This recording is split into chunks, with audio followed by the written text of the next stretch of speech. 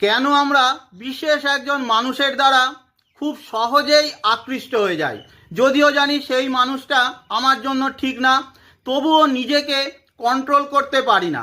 এর রহস্য লুকিয়ে রয়েছে আমাদের জন্মকুণ্ডলীর মধ্যে।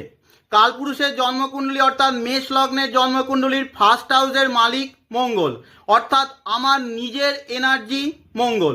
আর সেভেন্থ হাউসের মালিক হলো শুক্র, অর্থাৎ আমার প্যাশান, অ্যাট্রাকশান, লাভ, রোমান্স হলো শুক্র। মঙ্গল যদি শিব হয় তার শক্তি হবে শুক্র।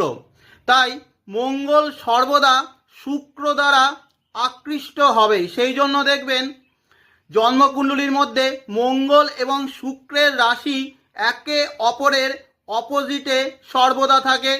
তা মেষ তুলা হোক কিংবা বৃশ্চিক বৃষ হোক।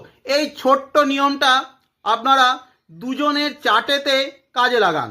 আপনার জন্মকুণ্ডলীতে শুক্র যেখানে রয়েছে, সামনের মানুষের চার্টে মঙ্গল যদি সেখানেই থাকে, অটোমেটিক আপনি তার দ্বারা আকৃষ্ট হবেনই।